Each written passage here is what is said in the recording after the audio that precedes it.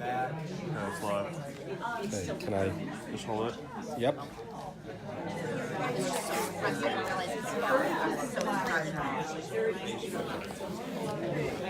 Okay.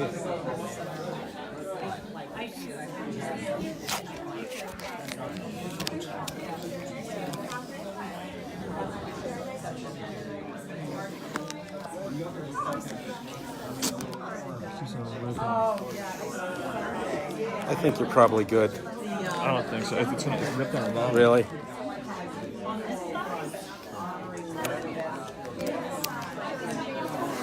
If this falls, it'll be a disaster.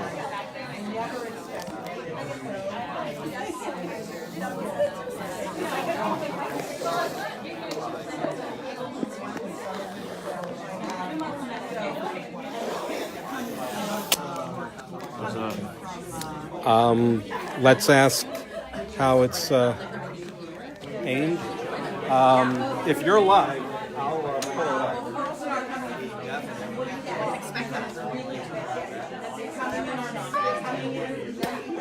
Yeah, I guess so.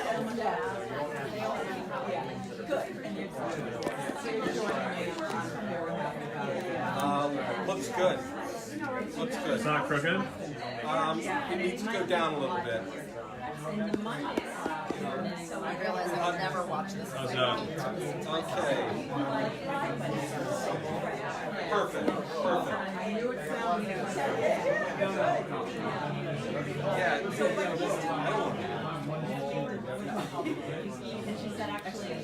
I think that's good.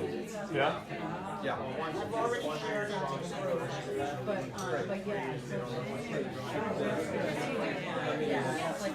Try out. Can you look at it and make sure it looks good?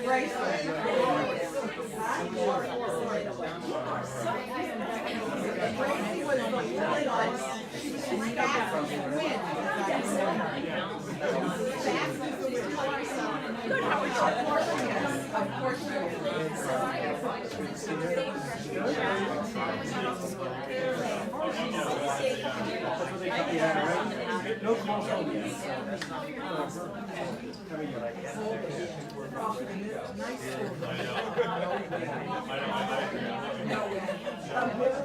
No way. That is true.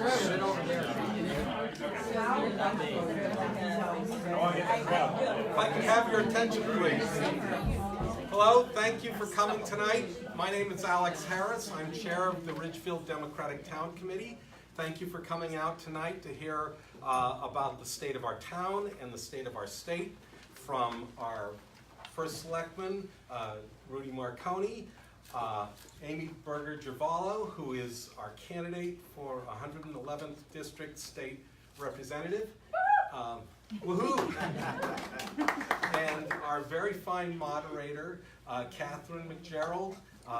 You may remember that Kathy was on our Board of Ed. She's an attorney and a very informed citizen, and she's going to be moderating tonight. I'm going to hand it over to Kathy.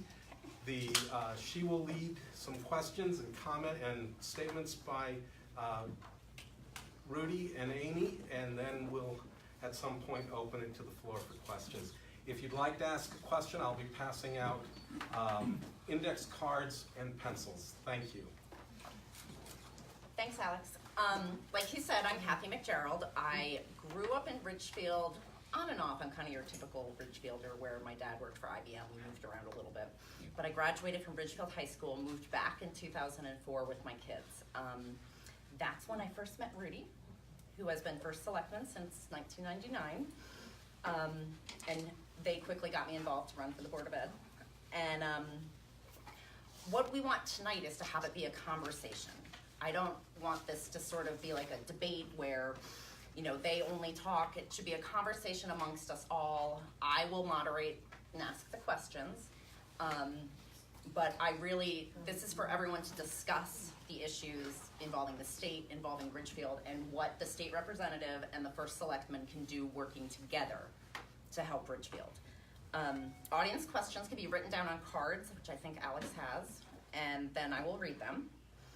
As I said, Rudy's been first selectman since 1999. I'm only going to give brief comments on both Aimee and Rudy. When I first moved back and met Rudy, he really, you don't think of politicians as genuine, but he is really one of the nicest guys and most genuine people I know. Now, Aimee, who's running for On the state other rep- hand. Well, let me tell you, I've known Aimee since our daughters started playing soccer together in kindergarten, and they just entered their senior years at Ridgefield High School. So, you know, almost from right when I moved back to Ridgefield and Aimee was living here, we met, and she's one of the most passionate people I know. She educates herself about issues and will fight for us.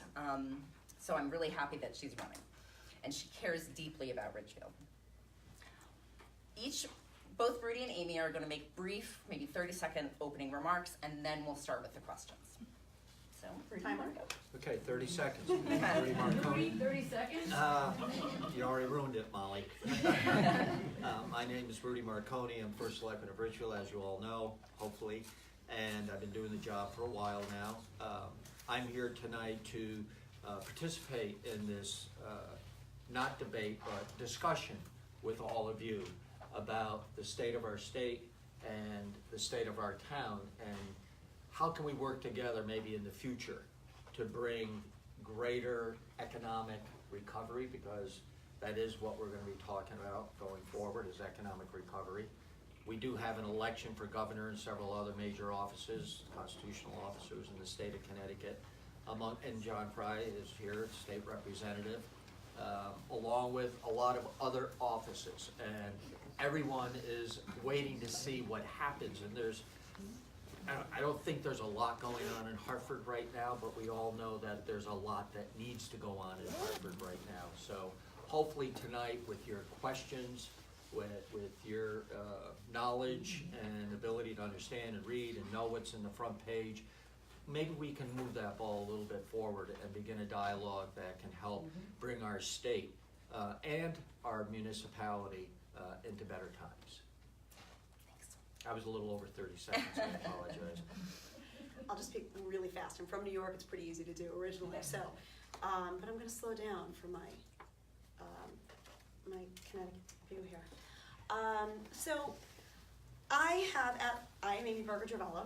I have been spending a lot of time knocking on doors and getting on telephones for the last couple of months, and the impetus for tonight was actually to be able to, still not in a really formal manner, but to bring as many people together as possible to listen more, talk less, and understand that any assumptions that I may have had before I jumped into the ring, if you will, are not necessarily true. And I think the one thing that I've been asked the most about the process is, what's the one thing you're hearing the most at the doors and on the phones? And the answer is, there is no one thing. There are many people for whom that one thing is really, truly important, and I understand that, but we have so many issues right now that are of concern to Ridgefield residents, of concern to Connecticut residents, and that certainly includes the budget. And it absolutely includes gun violence prevention. It includes the environment, and it includes healthcare for women, for seniors, the pharmaceuticals that are out of control. These are some of the things that I'm hearing about, and a lot of the things that I have been doing as much as I can to learn about so that I can truly understand. But really one of the most informative, or many of the most informative sessions I've had have been with Rudy Marconi himself, because he understands how it affects this town directly, each of these issues, and how our town can actually participate when it comes to fixing these things, even at the state level. So, so while there isn't any one answer, there isn't that one hotbed issue, I think the biggest and the most encompassing answer is, it's all important to our district, and so everybody needs to be heard. Thank you. All right, the first question is for Rudy. Rudy, could you explain where you feel there should be overlap in responsibility between municipalities such as Ridgefield and the state government? Where can you and our state representative and senator overlap? Overlap. There are a multitude of areas where you can certainly see overlap. One is with education and the amount of funding we used to have for education versus today. But with specifics to the office of state representative, state senator, and the first selectman, communication about the issues that we're confronting on a day-to-day basis at the Board of Selectmen, at the Board of Finance, at the Board of Education, and how those get conveyed back to Hartford is very, very important, so that Hartford has a clear understanding of what's going on in the municipalities. Being in Fairfield County is fortunate, but it's also a curse, because the state looks at us, and I think everyone would agree with this, that that's where the money is. And last year, in working with CCM, which is the Connecticut Conference of Municipalities in the State Senate office, the attitude in the state is that Fairfield County gets too much money, and that the eastern part of the state is where the money belongs, because they don't have the wealth that we do. But we all know we get very little money, if anything, and Sean is here, he certainly understands that, on the Board of Finance. We need to move that ball forward down the field in terms of communicating and getting money back into our area, our community, for transportation. And that's a key issue here, believe it or not, because most, as you know, you live here, we're a bedroom community of sorts. Most of the people commute to Stamford, White Plains, New York City. Transportation is key. And when people look at the New York metropolitan area, we want them to come to our town, creating demand for our better schools, etc. But if we don't fix transportation, people are going to go to New Jersey. People are going to go to Westchester County and elsewhere to find an easier commute into the city. And 95 is a mess, as you know. The New Haven line, the Danbury branch line, the New Canaan branch, all of them are desperate for funding, and we need to figure that out. And I'll leave with one final thought, and that's on the ballot for this coming November. There will be a constitutional question about a lockbox. And the lockbox is to preserve transportation dollars so that they do not get used for everything else in our budget, the gas tax, etc. There are pros and cons about a lockbox. A lot of states have them. A lot of states are 50-50 about them, whether they actually protect those funds. But it's something to look forward to, and a step in the right direction. But the overlap that exists is mostly in terms of communication. We have to be on the same page. We have to communicate. The state has to understand the issues that we confront on a day-to-day basis in our community. And we're seeing it right now. Our budget. All of you have been in this town, and we're getting less money from the state because of the issues with the state. And people are saying our taxes, we can't afford the taxes to keep going up, even though they may only go up 2%, 2.1, 1.8. Doesn't sound like a lot, but if you're here for a while, over the last 10, 15, 20 years, you'll say, God, I was paying this when I started, and I'm paying this now. Add to that the federal tax plan, and we're going to have some issues next year when people do their taxes, because the more affluent are going to realize they don't have the write-offs they used to have, and they're going to come back to the town to look for tax credits, devaluation, a reduction in the price or in the value of their homes. My home isn't worth this. So the Board of Selectmen is working very hard to try to deliver a zero budget, zero increase this coming year.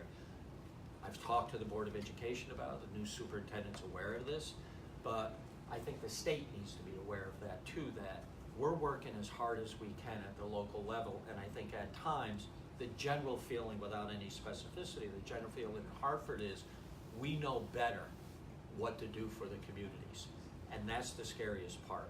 There is an attitude in Hartford that the local elected officials need to be told what to do, and we're seeing a trend toward that, which doesn't look good to me. Thank you, Rudy. since I'm moderating, I'm going to kind of change up, I had a few questions prepared, I'm gonna change up the order a little bit, because I think Rudy brings up something important. And that is infrastructure, transportation, tolls. And what you say about Metro North is true. I have a commuter in my house, my husband commutes, has been since we moved back, and we have watched Metro North get worse and worse and more expensive every year. We all know the state of our roads and the traffic and the state of our infrastructure. Where do both of you stand on how to spend for infrastructure or transportation and on tolls? Want me to go or you go? I just finished You've talking. talked enough, I Mr. know. Marconi. Go ahead, the floor is yours. Well, we talked about this a lot together, and so I know that we share a lot of the same ideas when it comes to these things. It's probably no surprise that I am for tolls, and one of the primary reasons for that is just thinking about backing up our location, where we are in respect to New York for commuters, Boston, slightly larger commute, but it happens. There are a lot of people who are using this entire state to get back and forth every single day. And last year, we gave Massachusetts $6 billion as Connecticut residents. And they gave us not a penny because we don't have tolls. $6 billion. That's a massive amount of money. Especially when we're talking about the fact that we have a financial hole that we're trying to dig out of. That one seems to me to be one of the easiest ways to jumpstart that increase in revenue, for sure. And then getting the second part about the infrastructure, getting back to that, we have so much opportunity here in Ridgefield. This is one of the things that I learned by spending some time with Rudy. That area, the Branchville area, down near the train station, the one train station that we have, there's so much opportunity for growth. We talk about how are we going to bring young people here? How are we going to keep seniors here? Well, why don't we offer some sort of community housing situation that is going to help? We've got people who have property who want to be able to do that. So if we can entice people to be there because the rail system is better, because you can get to Stamford in less than 45 minutes, which is what it took me when I tested this out about a month and a half ago. 45 minutes. I could have done faster on my bicycle. But you would know, Sean. We could do that faster on a bicycle. So we have opportunity, but all of these things work hand in hand. So it's not just about tolls. It's not just about the rails. It's not just about building so that we can bring young people and keep seniors here. It all has to work together. And so we have to stop thinking about things as a one issue, one idea issue, and we have to start thinking about how they all work together. I mean, I can elaborate a little bit. Yep. You all know I've been an advocate of tolls for many, many years now. I've been criticized for that here in Ridgefield. I've seen the signs signs. put up. Rudy supports tolls, but I don't have a vote in Hartford. So the reason why I do support it is because as we move forward with electric vehicles, and we're seeing them more and more, the revenue from the gas tax is going down and down. And the mileage is improving, which is driving it down as well. We need other revenue. It is not a question of eliminating expenses at the state for the budget. We can certainly, there are tremendous areas, and don't get me wrong, plenty of areas that can be fine-tuned, but you're not going to succeed balancing a budget with making cuts alone. There has to be a revenue component. And until someone builds a better mousetrap, I say put in some tolls, because the rest of New England, if you drive to Florida, you'll know what the cost of tolls are. And we're missing the boat. We are truly missing it. And some of the proposals in Hartford were for, I mean, every exit, I mean, it goes from the absurd to the ridiculous at times, some of the conversation. And in Massachusetts, if you look at the Mass Pike, it's one road right into Massport, into Logan Airport, and they generate a lot of money. We're not looking to toll every road in the state of Connecticut, and I don't think there should be a toll at every exit. But I do think through debate, discussion, and implementation that we can find a revenue source. And for those who work on the border or in abutting states, you can always give them a tax credit. You can put it in the chip on the license plate reader or whatever. There are a multitude of things. It is 2018, soon to be 2019. Technology is there to do this. It is no longer a toll booth set up somewhere where, God forbid, a tractor trailer is going to crash into a car and kill people. That doesn't exist anymore. You don't slow up. So we're falling further and further behind. If we had implemented it 10 years ago, I truly don't think we would be in the position we're in today with infrastructure or with the deficit we're seeing. And there's some other areas that I've talked to Aimee about that you have to scratch your head, because Danbury Hospital, right next door, our hospital, great quality of care, and we want them to get better. They're getting choked by cuts from the state year after year, and yet in 2016, the UConn Health Center got $1 billion, a B. And it's the only hospital that got anything like that. And they've grown, they've become very large, and I think the state, when you look at, one of the reasons is because we have a medical school at UConn, so we need a hospital. No, you don't have to have a hospital to have a medical school. You need a relationship with a hospital, of course, but to throw that kind of money when we have other hospitals in this state that we all can take advantage of and have a level playing field needs to take place. And that's where some cuts, obvious areas of cuts, need to be looked at. And I found that there was an article on the Patch about the 20th highest salaries in the state of Connecticut. And it was credible. I think it was, back then it was Gino Ariama, number 1, and I think Kevin Ollie was number 2. And then the next 8 are coaches of basketball at UConn, I'm sorry. And the next 18 were doctors from the UConn Health Center. The highest salaries in the state of Connecticut. And I think we need to rethink that position and where we're at and where we're spending state taxpayer dollars. But those are just a little bit of how I feel. And that all will help Ridgefield as well. Well, another point too about getting back to the tolls, when we talk about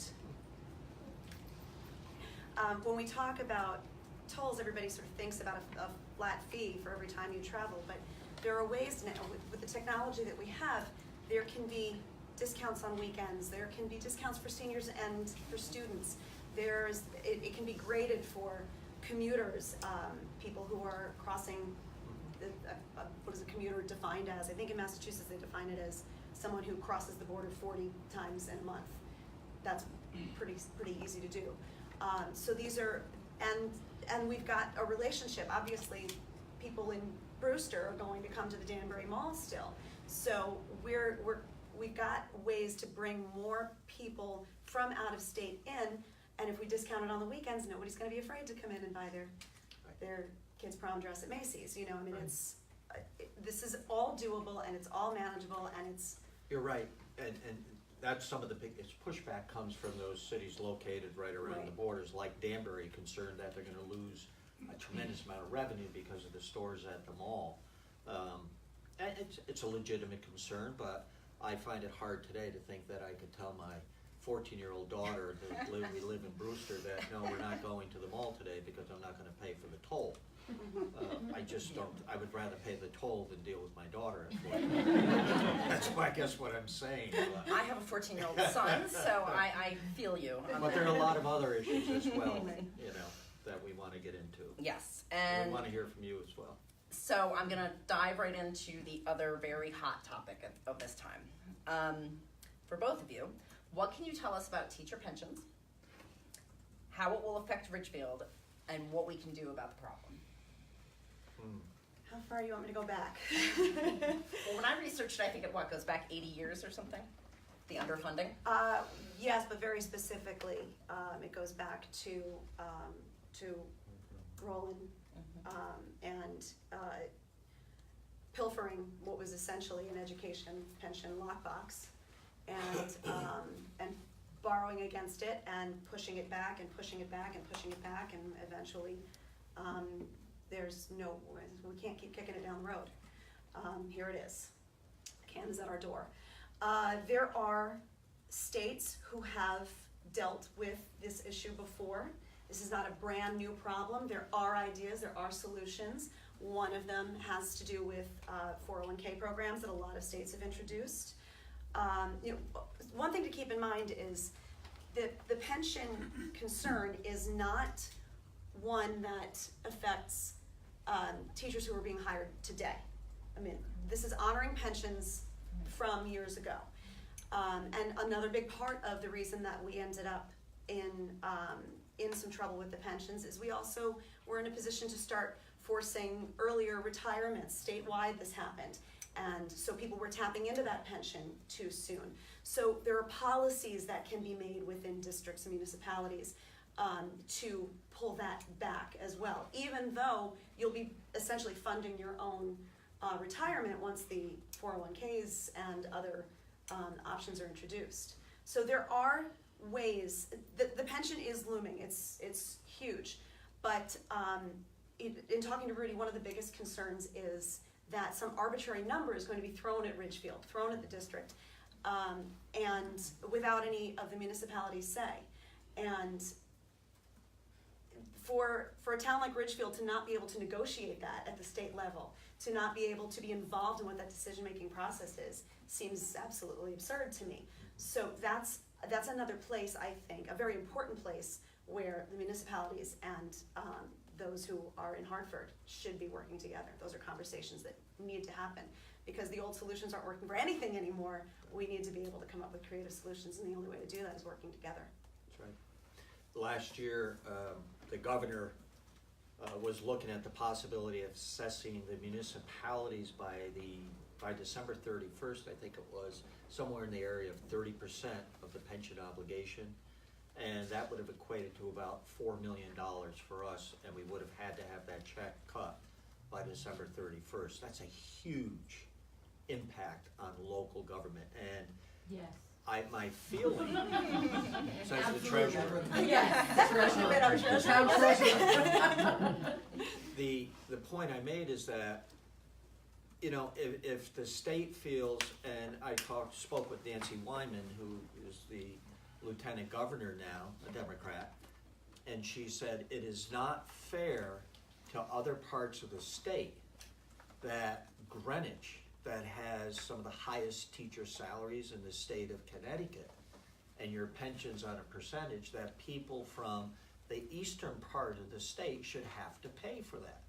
And I said, well, I agree with that, but that doesn't mean you should have us pick up the whole thing. It's either high or low. Why don't we come up with an average? Why don't we sit down and negotiate this? Why don't you give us the authority or the right as a municipality to negotiate pensions, to begin talking about, like we do locally. We negotiate a contract with all of our unions. Pension is part of that negotiation. That doesn't happen in the school district. The pension is a separate discussion. And we have been able to convert everyone, including non-union, to a defined contribution plan versus a defined benefit, DC versus DB. And this past year, we were able to lower our actuarial assessment. They figure everything out and how much we have to contribute to our pension. We lowered that obligation by over $300,000, and we expect that to continue to come down. For example, a police officer or a fireman would cost us on a DB, a defined benefit plan, about 17% of payroll. By going to a defined contribution, we were able to reduce that to 6%. That's a huge reduction when you multiply times the number of people in the salary. So it works, and people didn't leave town. Maybe we had one or two that said, I like the pension in Stamford or I like it somewhere else, but overall, it's the reality today. The state of Connecticut has a pension that is broken. Forget the teachers. That's a tremendous issue. You're right. It's the 800-pound gorilla in the room, and it should be negotiated. But even on the other side with the non-teachers, there was a police officer, this is a true story, that used to work in Ridgefield. He worked here for 12 years and went to another town. He called me up and he said, if you cut me a check for what I have in the pension, which is $70,000, I will write you a check back and Ridgefield doesn't have to worry about my pension. And I said, sounds good to me, right? We're getting rid of that long-term debt, et cetera. He'll reimburse us, no problem. So I spoke to the pension commission. They said, no, we're gonna, that's opening Pandora's box because everyone's gonna be coming in. We wanna do this, we wanna do that. But what it was is this individual was in the municipal employee retirement system with the state of Connecticut. And that system allowed him to transfer the money into the state pension. And by doing so, the state would give him credit for all the years he worked here. It would raise the multiplier higher than what we had here, and he would be able to retire in 2 years instead of having to fill out his pension obligations in the other town. That's broken, and the state would be taking on that obligation. That's wrong. And those are the types of things that we need to go to work on, to roll up our sleeves. Little things like that can be changed, that can save us when you multiply that out over the many, many employees in the state of Connecticut and the municipal employee retirement system. Millions. Interesting for me, when you told me that story, I feel like we're sitting around the table and I'm like, Uncle Rudy, I've heard this story before. But Really? Oh,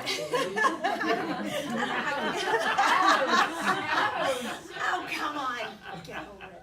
Anyway, so having this conversation with you, that's a story that I hadn't heard, and so I tried to find more information on other loopholes.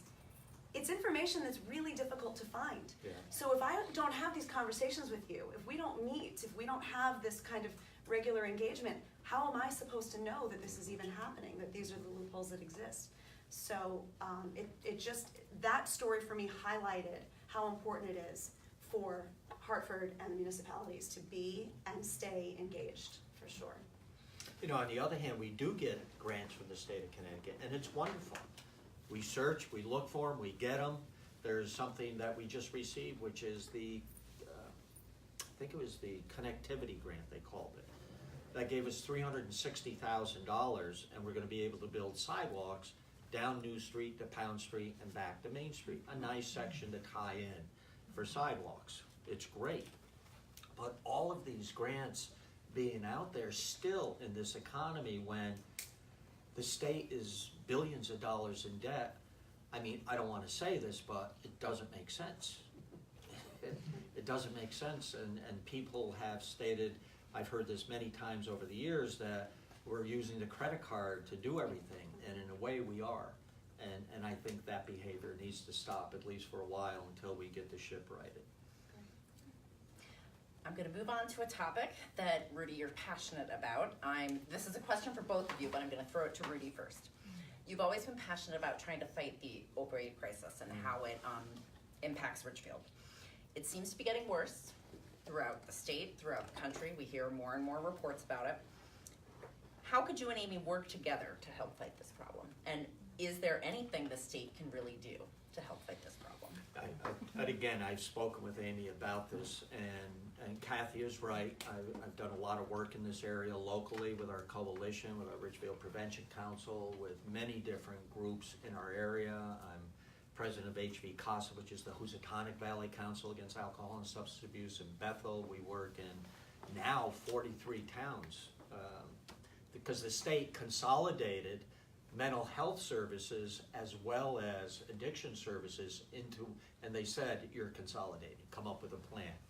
So we're working on that consolidation, but at the same time, there's less and less money that's being made available to us.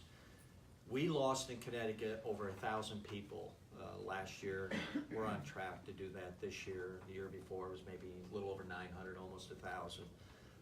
And if you look at the toxicology reports that I get a copy of through the ME's office, it is absolutely incredible when you look at the cocktail of drugs that people are dying from. It's sad. It's really sad. A lot of people have taken the step, and Neil O'Leary in the city of Waterbury led an effort to go out and sue file lawsuits against the pharmaceutical companies. Wonderful. a la the tobacco case. Jamie Stevenson from Darien and I went to meet with the Attorney General in the state of Connecticut to talk, what should we do? Should we join this lawsuit or should we do something else? And George Jepson, the Attorney General, and two of the staff attorneys that are working on this issue are working with 41 other states, and they meet in Chicago to work out some kind of a settlement with the pharmaceuticals. But what the Attorney General said is that it is not going to be a tobacco settlement because the pharmaceutical industries is not nearly what the tobacco industry was in terms of size. So the money is going to pale in comparison to that. Having said that, he said the more people that join the lawsuit, the greater it's going to be watered down, and you will all get a little bit, but it could be 4, 5, 6 years. If any of you are attorneys, it's not going to end tomorrow. It's going to go on for a while. My suggestion to George and to Jamie was at an HV CASA meeting, I said, I don't know where everyone's at, but maybe it's time to make that deal with the devil. To get the pharmaceutical companies now to belly up to the table rather than trying to negotiate it over a litigation that may take 5 or 6 years. So Purdue Pharma, I will say, allocated $400,000 to the CPN, which is the Connecticut Prevention Network, to get money down into the street. Because remember when the tobacco settlement, we got all this money, we didn't see it. None of it got down to you and me to help people, relatives, in terms of addressing some of the addiction issues that we see in our state. And by doing this, the CPN is working to put a program into schools, and there are many schools in the state that are open to this. It's a program called EverFi, and that's going to work right away. Now, a lot of you may say, absolutely wrong idea. You shouldn't be making a deal, they should be sued, put them out of business.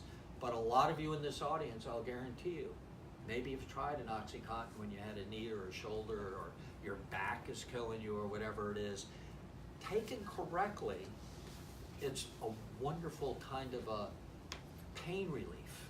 And since the medical community has identified pain as, what is it, the fourth? Fifth vital sign, pain. This is taken off because hospitals are being judged now on how they're dealing with pain. What's your number? Between 1 and 10, where do you fall? You said we didn't see it. There's so much that we don't see when it comes to pharmaceuticals. And one of the things that I'm starting to understand is this ties also into the healthcare issue that concerns so many residents, but we're prescribing these opiates often without doing preventive care first. All of a sudden we're in acute pain, and now we come because we don't have the coverage otherwise, or whatever, for whatever reason people aren't getting to the doctor, and for whatever reason we're not supporting that preventive care. So they're being given this prescription. When you're in pain, you'll do whatever you can to alleviate that pain. But the important thing, and brings you back to we didn't see it, is we don't see what's actually happening with the pharmaceutical companies. There is very, very little oversight that happens at the state level. And that is something that we've got to blow that wide open. We need to be able to see, because that's what's driving up healthcare costs, absolutely, driving up pharmaceutical costs. We have very little regulation on what insane percentage can be put on the cost to manufacture this pill, and now all of a sudden we can 800% more than the cost is what we're going to charge patients, what we're going to charge residents. It's insane. So a big part of this, the opioid crisis, is that we do need more, better oversight, not more better, more and better oversight when it comes to the pharmaceuticals. It's not the only answer to pain management, and it is certainly not the answer to people not getting hurt or sick. So it's something that we're, as a society, addicted to the prescription to passing that on, and it's something that has to change in our heads, and it's something that, you know, the way that we look at it personally, but it's absolutely something that it's oversight from in Hartford. Molly, did you Yeah, have? but I think that everyone has recognized that, and Big Pharma has, you know, they've closed companies that are producing these pills, and now it has gone down to where you go into heroin, because that's not the opioid, that's the cheap equivalent of it, and that's where the problem lies, and that's not Big Pharma. I mean, that's just.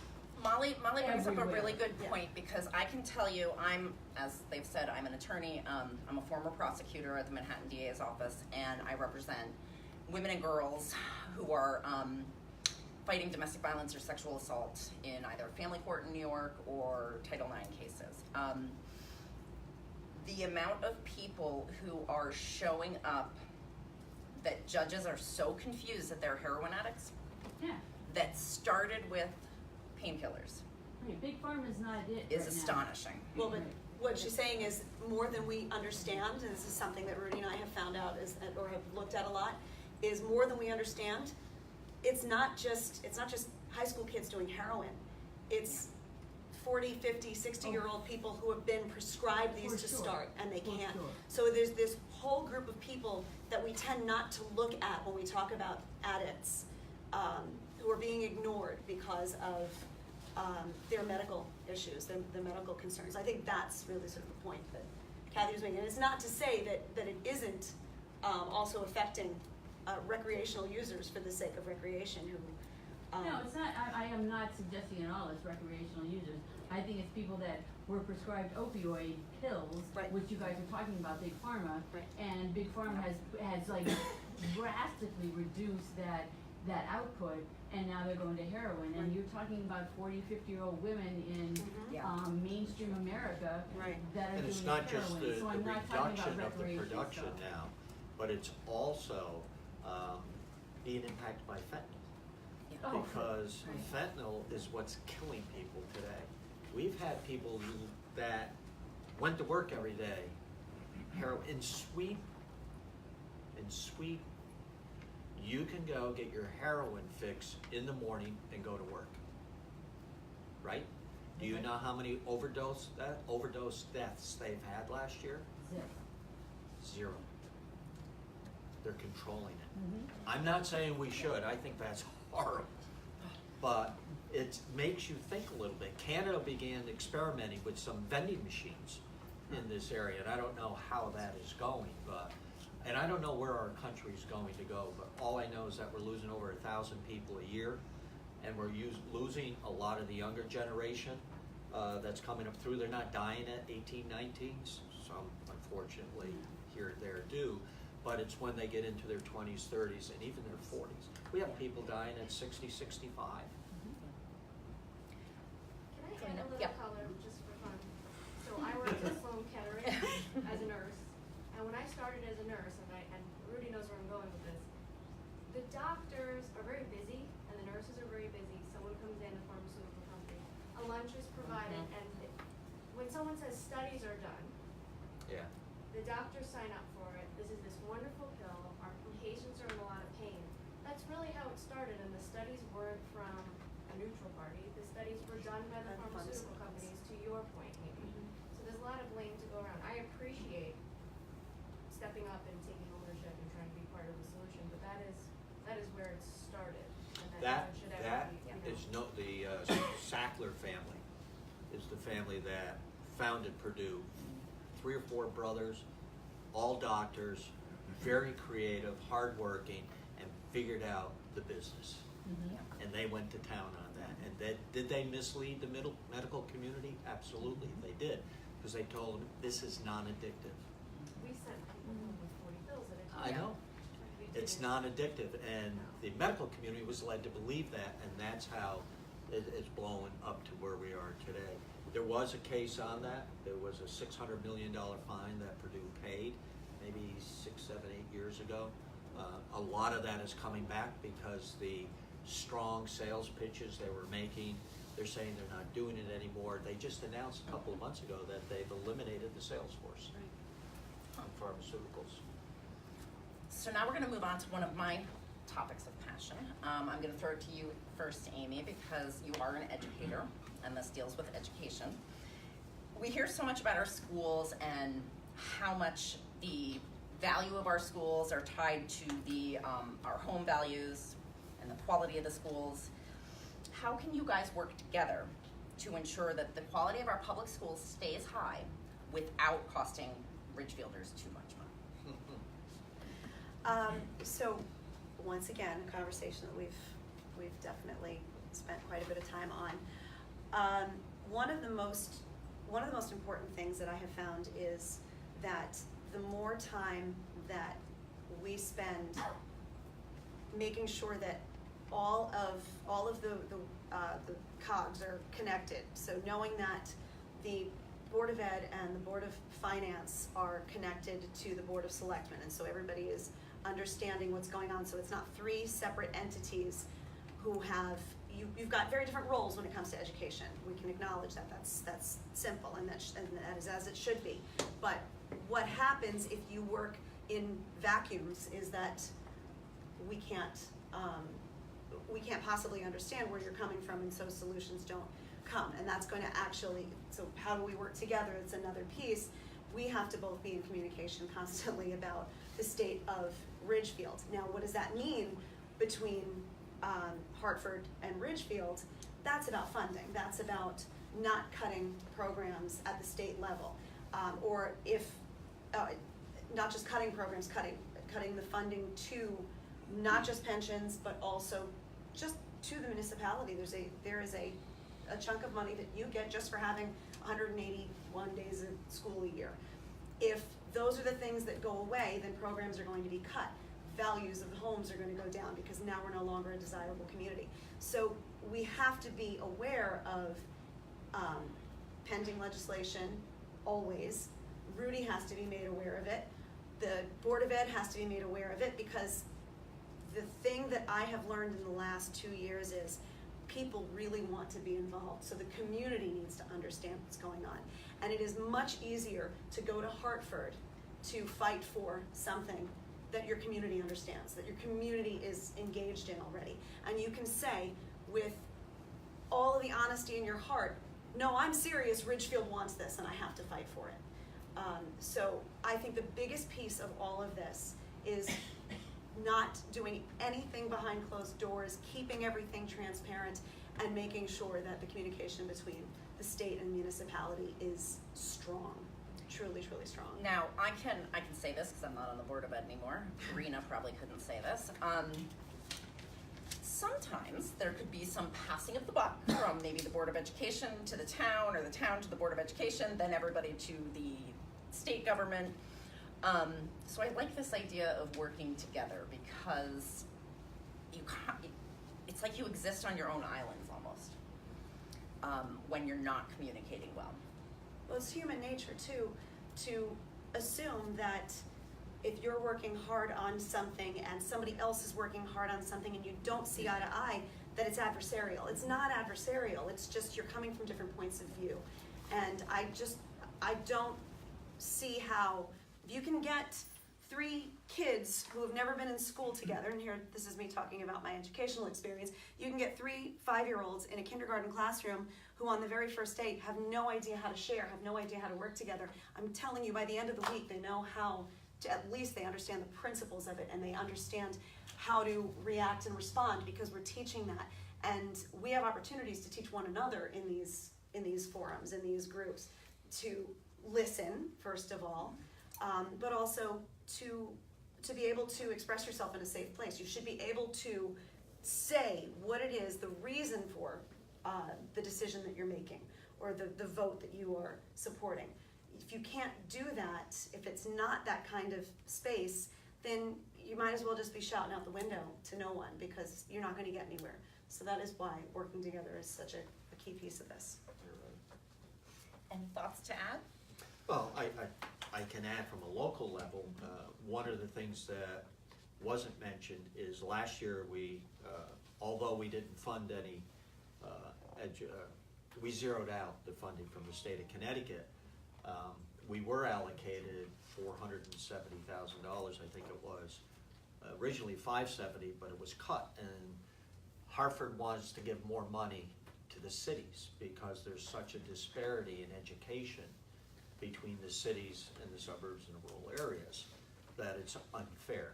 And the belief is that by sending more money, that is going to solve the issues. And we've all been to the inner cities. The schools are gorgeous. The playgrounds are very newer than ours.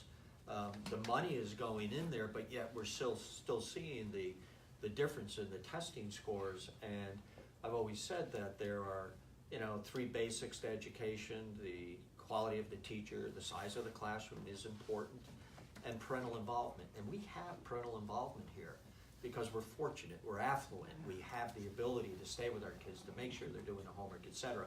When you get to the cities and you see a different socioeconomic level, you see that there are many single parents who are working 2 and 3 jobs just to pay the rent, and they're not having the time to spend with their children. You brought up the idea, go ahead. Well, I'm gonna go ahead and not take credit for this. This idea was brought to me on one of the doors by one of our residents at Ballard Green, and she talked about how she's a retired educator and would love to be able to put her experience to good use. And so we stood there. I think Amanda was there with me. Amanda, are you still in here? We listened to a brilliant plan for retired teachers to be part of a program that goes to, let's say, a public library in Bridgeport every Tuesday and Thursday for homework help. And in exchange, maybe there's some tax benefit for them, something that offsets the cost of being a senior here in Connecticut, so that we can keep. I mean, this is the thing. All of these issues they're locked together if you let them be. They all work together. So we're talking about now helping seniors with tax breaks, but it's so that we can also help kids in schools that just don't have the funding to be able to have that parental contact, to have someone who can, because you've got parents in Bridgeport, they don't go to the parent-teacher conferences. It just, when are they gonna go? So they have a rate of, I wanna say in Bridgeport, where my nieces go to school, they have a rate in the public school down the street. Out of 24 kids, the teacher said an average of 3 parents shows up for those parent-teacher conferences. So what if you have a retired teacher as a surrogate parent who can go to those things with you, who can attend? So there are programs, there are opportunities that can happen, and we just have to start thinking more creatively about all of these things. I wish that was my idea. But that brings up a point that I've heard you talk about before, and it's the listening part of it. So you mentioned in your introduction that you have gone around knocking on doors, calling on the phones. What have been some of the issues that people have brought to you that surprised you the most? That's a great question. One of the things that I didn't expect, I really expected everything to be about the budget, to be completely honest. I expected that to be the first thing. And in some houses it is. In some houses that's gonna keep me on your doorstep for about 15 minutes because people have a lot. But you're giggling, but people have a lot of really great ideas. And people have a lot of I know you were. Unless there was a dog, in which case you were hot-tailing it. But the conversation is, if I knock on 50 doors in a day, I'm gonna have the budget conversation 10 times, for sure. Gun violence prevention is one of the biggest issues for parents especially. And it's not just parents of young kids, it's parents of college-age kids. And that brings me to the other conversation that I didn't think would happen quite as much, and that is college affordability and how to keep college kids here in state, how to give ourselves as a state a more robust college opportunity for in-state schools. That's another thing. So, we have a lot of families in this town, and those are the 2 issues that are concerning parents the most. Interesting. Aimee and I planned, we got very involved after Sandy Hook, and were kind of architects of the March for Change Ridgefield group, along with Amanda. And we all testified in Hartford about gun violence and common sense gun laws. And that, I think, was one of the most eye-opening experiences about how many special interests come and lobby. Because going in to testify, it was really intimidating, actually, and I don't get intimidated too easily, but going in to testify, and the gun rights supporters were purposely trying to intimidate people. And I think the more we can function within our government, that was eye-opening. I've always been civically involved. My mom has been a legal women voters member forever, so I was raised with civic engagement. And I just think the more we can get people involved in how our government works and caring about things, the better off we all are. Because I think a lot of people, because they're busy, they don't necessarily have time to get involved in every little decision, which is why we need to trust our representatives to educate themselves and make those choices and make the right choices. But we also need to listen. So I'll throw the same, I can't throw the exact same question to you, but, because you haven't been knocking on the doors. Well, you have maybe a little bit. has. All right. You aren't campaigning. He's been dancing on yet. some of the doors. You aren't campaigning right now. What do you think are the biggest issues facing? What do you hear about the most? Gosh, what do I hear about the most? Parking in the downtown area. There's always complaints about parking. Can we just solve that? tax. Wouldn't we just allocate all that money? Yeah, we do. We gotta get built. Right. I don't know if we solved it, but it's gonna help the issue. There's no question about it. But, you know, issues like Winter Club is huge in our town today. Do we allow a private club like that in the middle of a residential area, and planning and zoning is dealing with that. But I'm also very involved with regional entities, our COG, which is the Council of Governments. It's 18 towns from Greenwich to Westport, north up to Sherman, and I'm vice chair of that group. And we deal a lot more with issues that confront that entire area on a regional basis.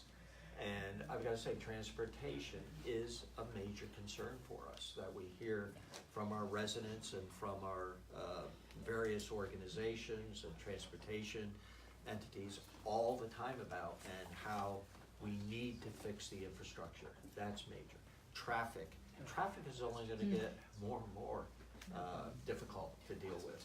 It's not going to get any better.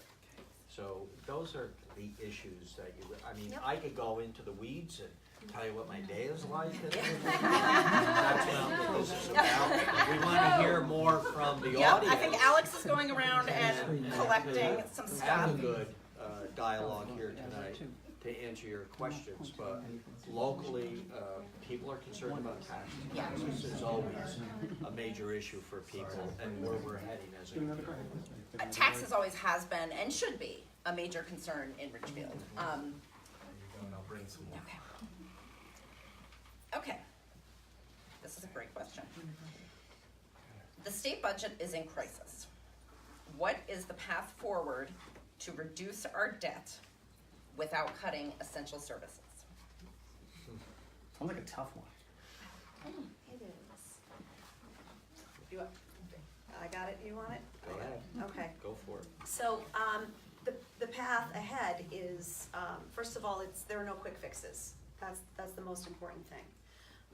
And there is a proposal by some to cut the income tax right now, which is 56% of our state revenue. So the idea there is that if we cut that income tax, then we'll have more money and we'll put it back into the economy. It doesn't work that way. We're going to end up in a much, much deeper hole. So the first thing is not to make knee-jerk decisions, not to cut and gut any revenue source. We're going to have to find ways to create revenue sources, or we're not going to get out of this hole. And, all we're doing if we then start to cut services, all that we're doing is creating, we're destroying the infrastructure further, and we can all agree that we need help there. We're not gonna be able to make any of the positive changes that we wanna make in transportation. We're not gonna be able to feed into our colleges. So it's not that we can't cut. We have to find smarter ways to do that. So we have to look at things in a very finite sort of way and understand that we can't just cut a program. Pick a program. Everybody has an idea about what the thing is that needs to go. Or the suggestion is take 10% off the top of absolutely everything. But we can't look at things like that. We have to look at everything individually. There is money to be found. We talked about some of the things that the 50 cents added on to the cell phone bill that nobody recognized. You want to talk a little bit about that and where that came from? Last year we got involved, the Firefighters Association for the State of Connecticut was lobbying very strongly to have what is called a presumption of cancer implementation to the workers' comp that we all pay for as municipalities with all our employees. Very expensive, and the presumption means that if a firefighter unfortunately were to be diagnosed with cancer, it was automatically presumed that it was job related and therefore a workers' comp case. And the municipalities, and it's a tough issue because there are men and women in the fire service who have contracted cancer, and there's a huge question mark there. They probably did from the smoke and a fire or whatever it is. So, Michelle, I forget her name, out of Torrington area, said to CCM, you guys got to get involved in this, and we did, and we had meetings in Hartford, and fortunate we have a very good HR person here that I brought up from one of the meetings to explain the legalities of what they were talking about and how difficult an imposition financially this would be, because that would cost residents of Ridgefield more in taxes. There's no question about it. We would be paying all the municipalities would. But by sitting down with the union and both of us being able to understand, we were able to come up, and Craig Miner did this. We were in the LOB having lunch, and he said, why don't you just add 50 cents onto the 911 call? I said, why can't you do that? And he said, I don't know. And that worked its way through. And although it's still being worked on today, I think the legislature last year allocated $400,000 of seed money to begin this account. But that's the kind of idea that settled that dispute in a way that doesn't impact, 50 cents on your phone bills, you don't even know it's there. That account will support the additional premium? What it would do is create a fund that would allow a firefighter to apply for assistance from. But there are also consequences in behavior. If you are a smoker, you lose, you're out.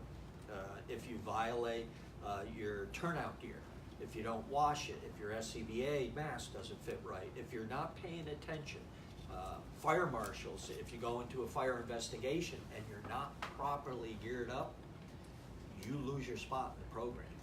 And everyone knows that. And that was a good way to work on something and come to an agreement that satisfied both sides of the aisle, both sides of the debate.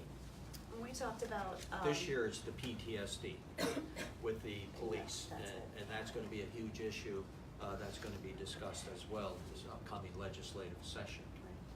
And adding someone to manage that program and not. The police feasible are, with that. they drive up in an accident, and it's a terrible accident. There's a tremendous amount of injury. That trauma that's experienced for some can be lifelong. And they want to be compensated in some way with some kind of a policy that helps them deal with this issue that they're going to have to deal with for their entire lives. So we're now going to move into more of a lightning round. The lightning. Yes, because there's a lot of questions for Aimee. We had a lot of lightning today. So, and we did. So, I might start cutting people off. If I start wandering around, I'm a trial attorney, I'm used to, you know, getting up and walking. Yep, but there's a lot of questions. I'll have to keep my poker face on for this one because the question, John knows what I've disagreed with him about, and I've been very vocal in it to him. So I'll have to keep my poker face on so I don't tip my hand. Aimee, what specific votes of John Fry's do you disagree with, and what specific legislation would you push that he hasn't? Okay.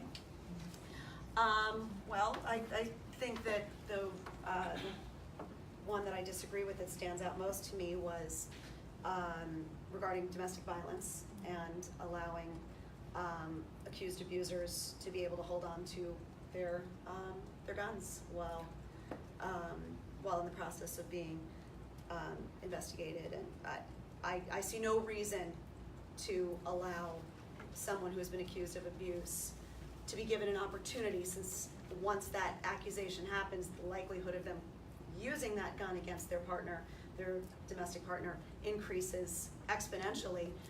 There's no reason not to remove the gun from that person. So that was one of the concerns for me, and certainly not how I would have voted. Yeah, this is my passion. This is what I've devoted my career to doing. And the Bad Women's Justice Project, which is a national nonprofit based out of Minneapolis, and it's one of the most trusted organizations in the country, wrote a white paper for the Connecticut Coalition Against Domestic Violence about how this legislation does not violate due process, because it's a temporary removal for a short period of time after an ex parte order of protection or restraining order is issued, and then both parties appear in court again. And this has been, New York, where I practice, has done this forever. I graduated law school in 2000. I was involved in this kind of stuff in 1999 in law school. They've been doing it since then. And that is when a woman, or when an abused party, leaves the home, that is the most dangerous time. That is when you're most likely to be killed. And to not educate yourself on an issue when you could go to the Women's Center or you could talk to the Connecticut Coalition Against Domestic Violence infuriates me, because it's simple to find the information. So this is my issue. I'll now step off my soapbox. This is what I do. We'll keep moving on. Lightning round. Take a breath, take a breath. Yeah. All right. That's lightning. Yeah. Wow. Hold on. I'm now trying to find a budget one so we can get off of my more social issue. Although domestic violence costs the state a lot of money. Okay. This is a good one. Aimee, what's your position on healthcare? Given the assaults on the ACA, would you support a state or regional single-payer system like Sustanet or Medicare for all? Yes. Yes, it is a model that saves state money, essentially, and everyone should have health care, period, end of story. And we need to make sure that right? Everyone should have health care, and pre-existing conditions should be a phrase that we never even use again. And pharmaceuticals need to be affordable, and you shouldn't have to be worried about catching up to a disease. You should be dealing with it preventively. These are things that work everywhere else but here. Why aren't we doing them? So yes, I absolutely would support much, much stronger healthcare, especially because we have so many issues now that are going to be pushed back on us at the state level because of federal protections being yanked out from under us. So we have to be prepared for that. We need a firewall to protect all of our residents in the state. Agreed. This can How's go that for to lightning? this can go to both of you, but we'll start with Aimee. How will we create the environment to keep and attract employers in the state? Ooh, ooh, ooh. Another one of these issues that I think is a multi-issue, multiple story issue. Companies need a hiring pool to work from. So we've got a lot of, actually 3 issues in here. We've got a lot of opportunity to bring people in here, companies in here, big corporations. Who do we want to bring in? We want to bring in people who are going to hire young people so that when kids graduate from college in the state, they stay. What kinds of companies do we want to do that with? Well, how about some environmentally sound companies, some green companies? We've got 3 different things that could work hand in hand. And so this is why there are no easy solutions. Nothing is black and white. This is stuff that should appeal across parties. Why wouldn't we want to bring the cost of energy down by bringing companies into the state who can provide us with alternative ways to bring the energy to our homes?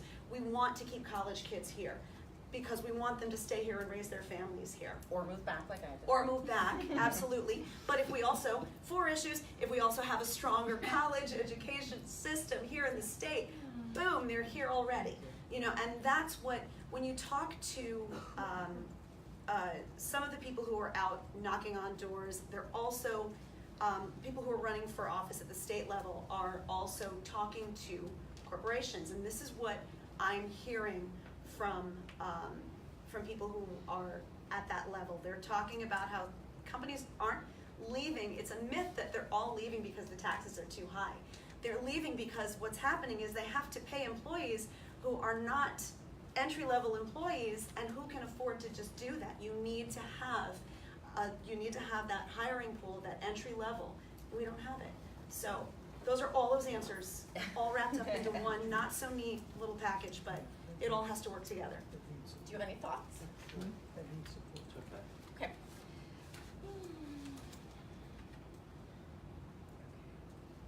We're going to go back to the pension issue because I know that it really is a huge issue and it's on everybody's mind. Can you fix the Connecticut economic situation without substantial pension reform?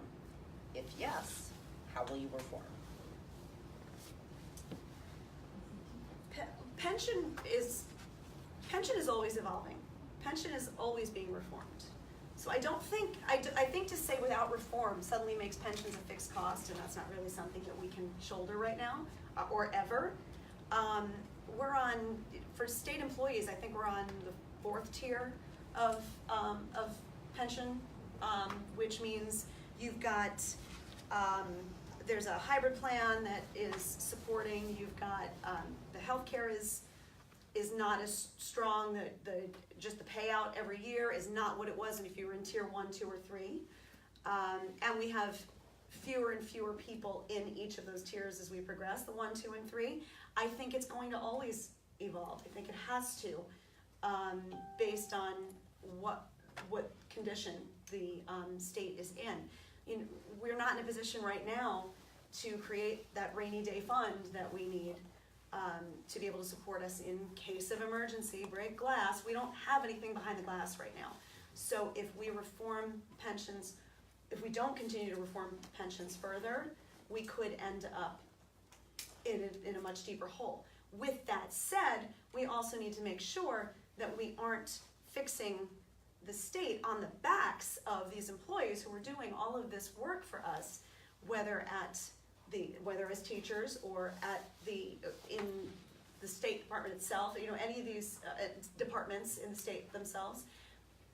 It's got to be looked at year to year. It's got to be looked at program to program, and I think we need to make sure that we're engaging, like you talked about with the teachers. We need to be engaging the unions in the conversations as well, because when the decision is just made by the governor's office, for example, we don't have enough input. We don't actually understand what's happening. So again, it comes down to that communication piece. But the shortest answer in this lightning round question is that pensions we can't hold where we are.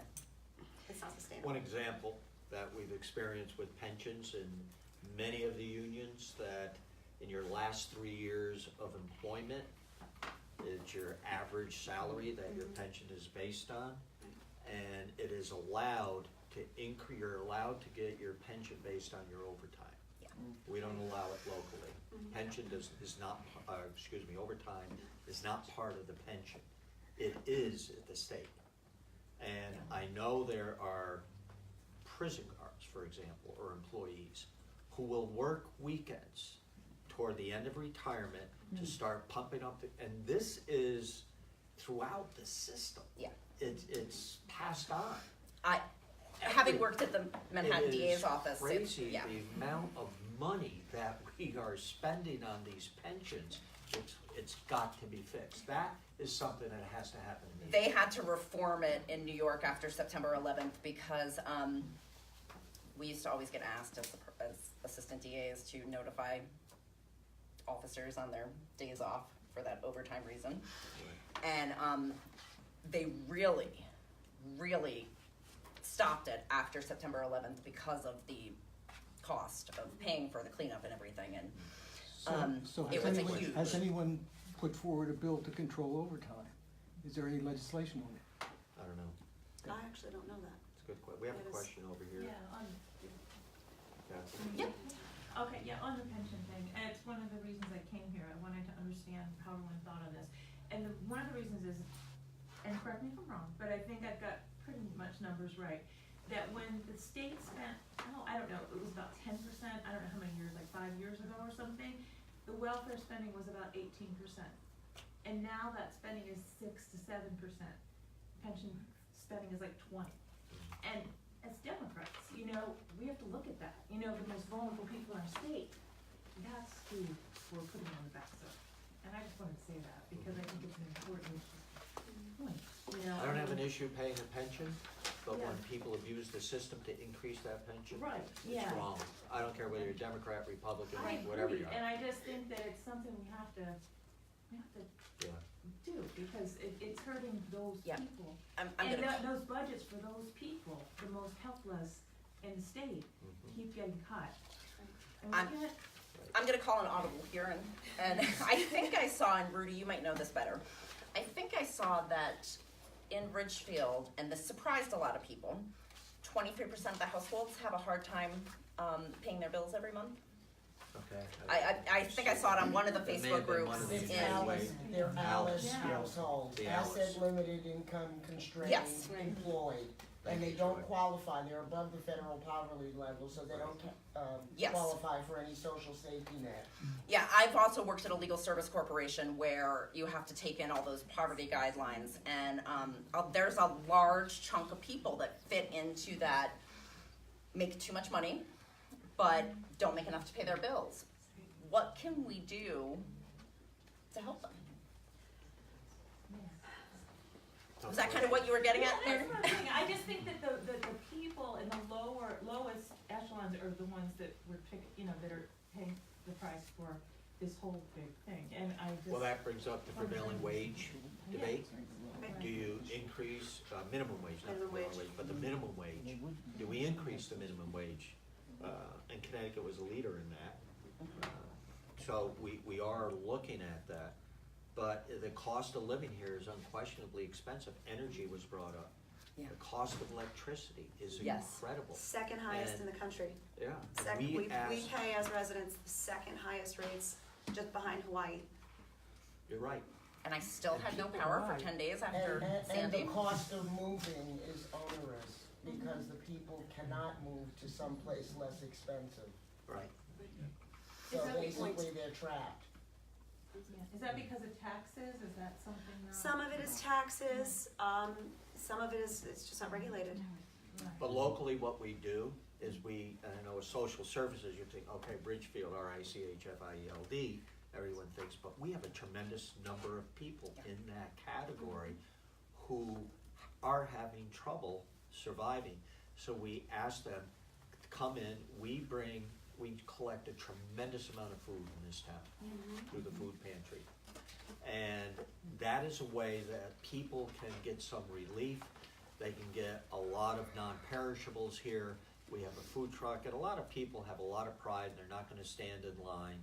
But when you see 100 to 120 people standing in line for a food truck once a month, it's a sobering sight. And we think everything's fine here, we're great, and we're affluent. There's a part of our community and our region and our state that is having that difficult time making ends meet. So we use the food pantry to help subsidize electricity or getting their car fixed. We do as much as we can. We're also very fortunate locally. We collect well over $150,000 a year in cash contributions that come in that allow us to help people with their rent, help them with their mortgage, help them with their their car payment. Unemployed, people unemployed for the first time in their lives don't know what to do. It's a terrible situation to have someone sit in your office and start crying. We don't know what to do. Help us. And you feel helpless in a way. I mean, to tell them, did you go to Stop and Shop and see if they're hiring is insulting to them.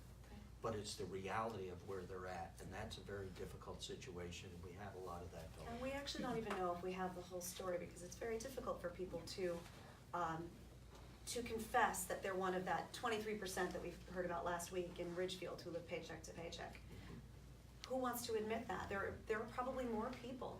And you can live paycheck to paycheck because you're house poor, but that doesn't make it any easier. You may not be able to get out of your house, because you bought at the height of the market and you can't. So what opportunity? There are a lot of opportunities actually for that kind of. You brought up healthcare before. I think, I don't know if this stat is still accurate, but I believe one of the biggest causes for financial hardship is medical expenses, prescription expenses in particular, especially for our older residents too. As prescription costs keep going up and up. For both of you, what can the state do to help with that?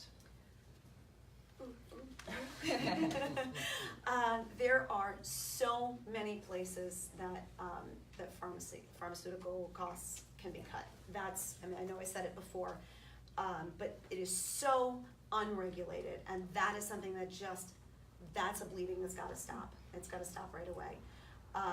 We have, when I'm speaking to residents at Ballard Green, for example, of course that's the first conversation that we have.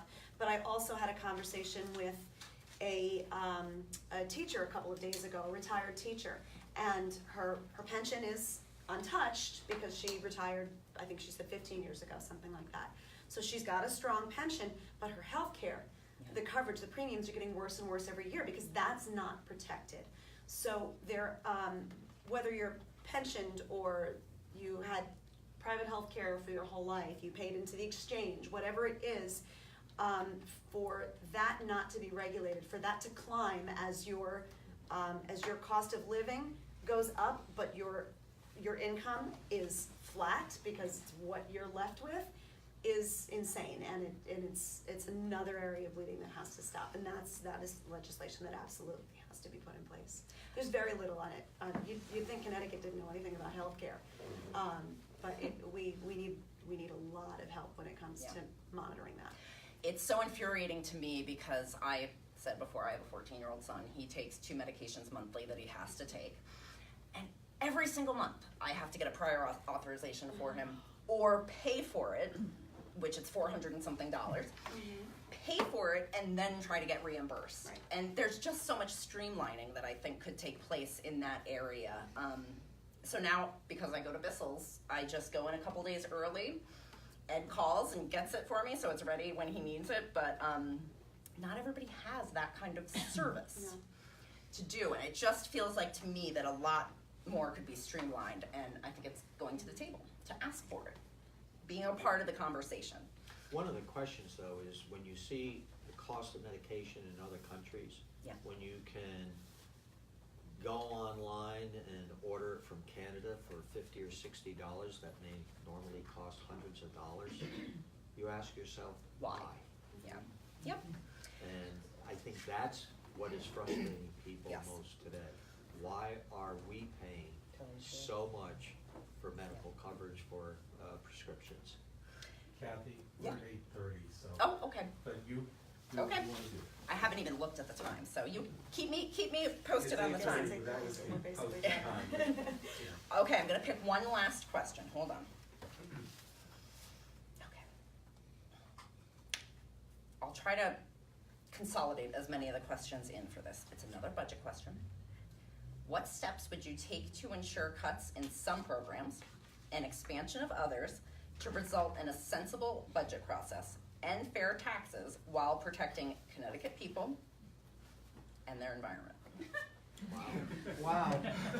Nothing like keeping it I short for know. the last question. I guarantee rainbows every day. You can, you know, if you were in court with me, you would object as a compound question. Well, I tried writing down the steps and I didn't get them all, so would you repeat, please? Sure. What Okay. steps? What steps would you take to ensure cuts in some programs Put your heels together and go home. and expansions of others to result in a sensible budget process with Okay. fair taxes? Okay. Compound question. The simple answer is I'm going to be curious. I'm going to look into every area I possibly can. I don't know where cuts can be made because not everything is as transparent as we would like it to be. I do know from talking to current legislators that there are ample opportunities to refine in almost any category. And whether or not we can expand anywhere else really relies on whether or not we can cut in these areas. So it seems like a vague answer, but the truth is, if I were to stand here and tell you I think I know exactly where a cut needs to happen or we can expand, it would be a lie, because it's so much more complex than looking at a report and understanding, or looking at a bill that has passed and where cuts have been made. You really need to have all the information in front of you. You've got to be curious and you've got to be willing to take the whole thing apart. And willing to ask questions. Willing to ask questions and I say think you people don't know ask enough questions, when you so. don't know. Yeah, in Yes, your defense, yes. it was a vague question. So hence my vague answer. But hold on, you just brought up an interesting point. And I don't know that everybody caught it. You said to say that you don't know something. What do you mean by that? Well, if I don't know it, I can promise you I'm going to find out.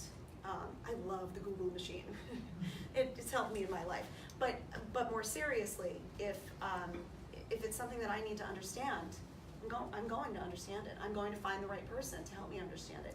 And not only has Rudy given me a lot of information, he's given me a lot of contacts. A lot of people who know more about the things that I'm questioning than he does. I think Rudy pretty much knows everything, but he knows who I can contact. He knows who I can trust to give me accurate information. He knows who's been in the trenches and actually doing the work and not just taking credit for work that is not theirs to take credit for.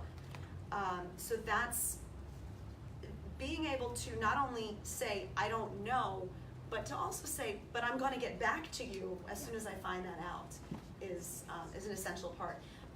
I'm not looking to be a leader. I'm looking to be a representative, and that means that I'm actually representing the people who are with me. You're not beneath me. You're not somebody who I lord above. I am with you. I just am willing to drive to Hartford. This allows me to work in one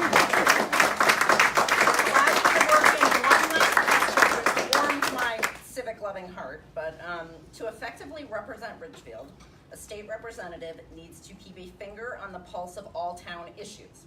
If elected, how do you propose to always know the issues? Always. Rudy, you're going to get so sick of me. Karina, Sean, you guys, you've got to attend these board meetings. You've got to attend Board of Finance, Board of Education, Board of Selectmen meetings. Even planning and zoning. I mean, this is going to be a really big deal now. What's going on with the winter club?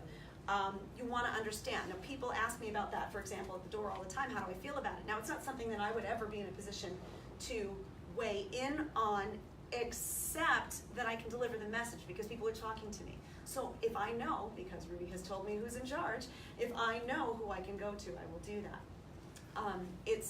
it's really, really important not only to attend these meetings, because the other thing is, a lot of, your Board of Education, you are representing people who are really, really, really busy.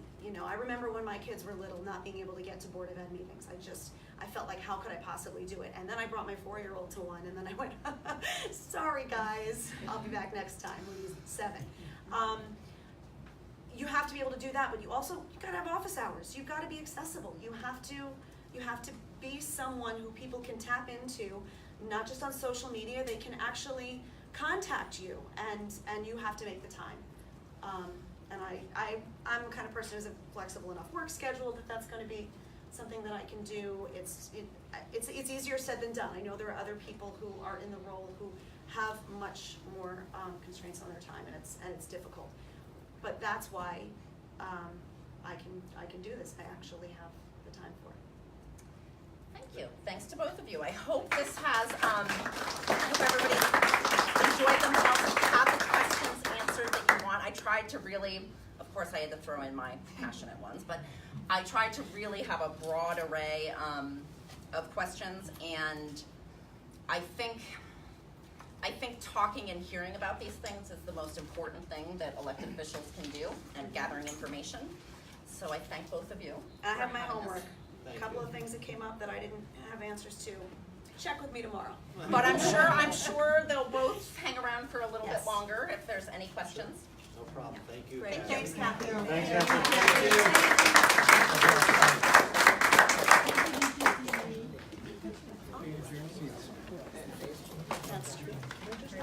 Sure. Yeah, right. Well,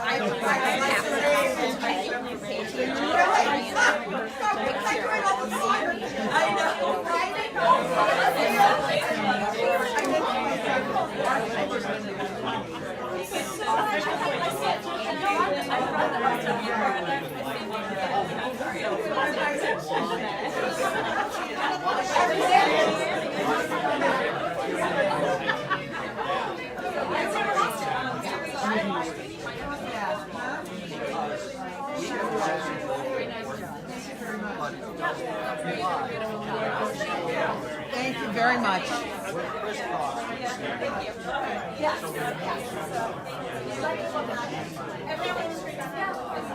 What's going